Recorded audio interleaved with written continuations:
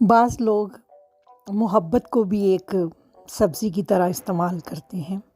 جیسے بازار گئے، آج آلو خرید لیے، پیاز خرید لیے، آج آلو پالک بنا لیا، آلو گوبھی بنا لی، کل کچھ اور بنا لیا.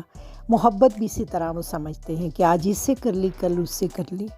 کیا ثنا جاوید کے نزدیک محبت ایک سبزی کی طرح ہے؟